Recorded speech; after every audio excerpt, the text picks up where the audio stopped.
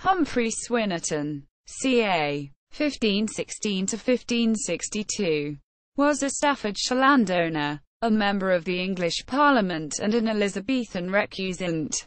Background and early life.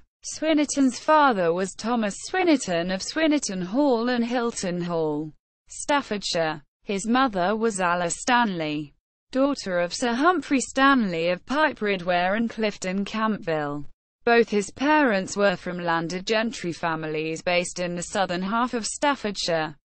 Of his grandparents, the most distinguished was Sir Humphrey Stanley, who was knighted by Henry VII after the Battle of Bosworth and made a banneret after the Battle of Stokefield, a close associate of the king. He is buried in Westminster Abbey.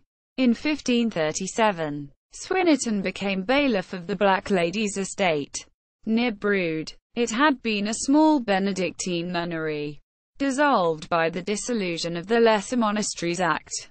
The new owner was Thomas Gifford, who outmaneuvered Edward Littleton of Pillerton Hall to get it. Littleton had been married to Helen Swynnerton, Humphrey's aunt. Soon he made a family link to the Giffords too. By 1540 he had married Thomas's sister, Cassandra, landowner. About 1541, shortly after marrying Cassandra Gifford, Swynnerton inherited the family estates on the death of his father. They fell into two quite distinct parts. Swynnerton, which had been in the family longest, is near Stone, Staffordshire. Hilton is about 30 kilometres, 20 miles, to the south, close to Wolverhampton. The family had also had an interest in the Little Sarden estate in Shares Hill, close to Hilton, possibly still did. Even further afield, there were also lands at Barrow, Cheshire. Swynnerton clearly found this dispersal uneconomic. Ownership of the Cheshire lands was disputed by Sir John Savage and, in 1555, Swynnerton came to an agreement and sold them to him. However, he divided his time between Hilton and Swynnerton, treating both as home. Hilton was assessed in 1545 as being worth only £20 annually. In addition to his estates, Swynnerton drew incomes from other posts, which belonged to his father before him. He became steward of the Royal Forest of Cannock in 1541. And in 1559–60 was as Cheater for Staffordshire. Member of Parliament. Swynnerton served as Member of Parliament for the borough of Stafford in the Second Parliament of Queen Mary's reign, which assembled in April 1554. The influence of the Giffords, now at the height of their power in the county, must have secured him the seat. In the electoral indenture, completed in Latin, he was placed second in order of precedence, with the 21-year-old John Gifford as his senior. The returning officer was the High Sheriff of Staffordshire, Thomas Gifford, his own brother-in-law and John Gifford's father.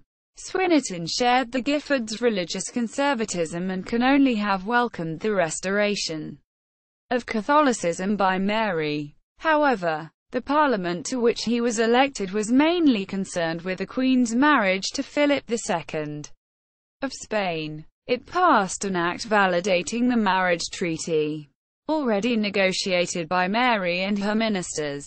Its other major act recognized Mary as Queen Regnant, with the same powers as a king. The business was over in a month and the Parliament was dissolved. Swynnerton never served again as MP. Recusant. Swynnerton's religious conservatism had led him to preserve and keep a large breviary when Lichfield Cathedral was compelled to dispose of its treasures under Edward VI.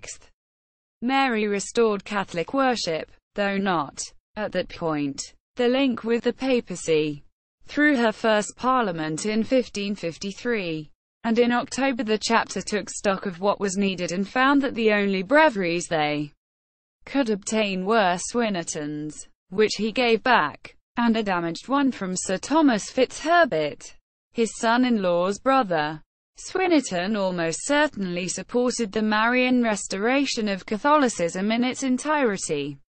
When Elizabeth came to the throne in November 1558, she immediately called a parliament to pass the Act of Supremacy, establishing herself as supreme governor of the Church of England and the Church of England as avowedly Protestant. This faced Catholics like Swynnerton with a clear choice between continuing to hope for a Catholic revival within the Church or breaking with it to become a separate community.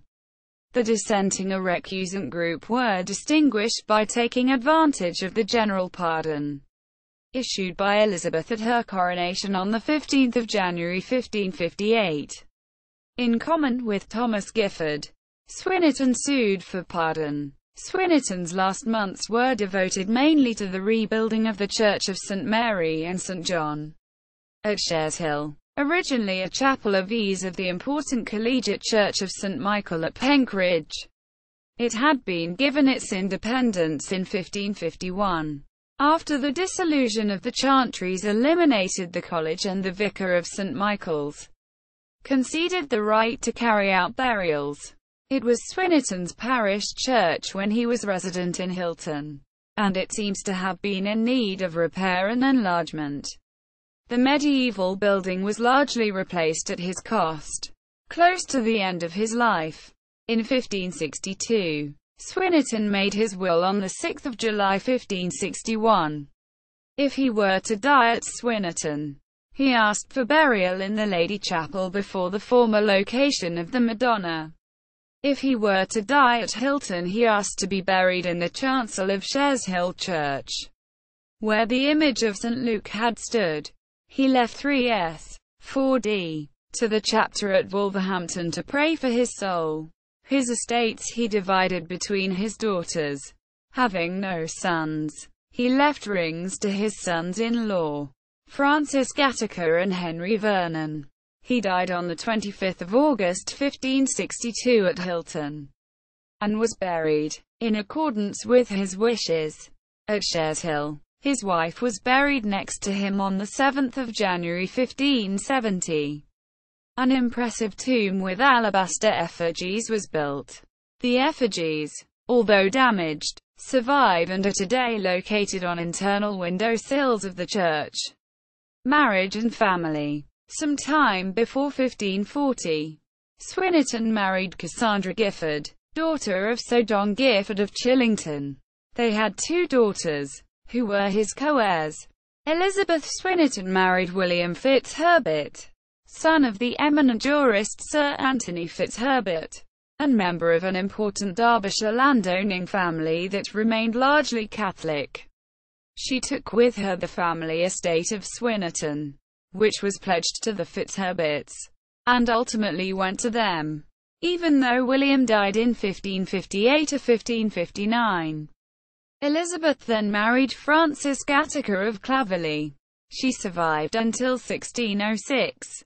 Margaret Swynnerton married Henry Vernon of Sudbury Hall, member of another important Derbyshire recusant family. In 1547, she was allotted Hilton, which thus became part of the Vernon estates.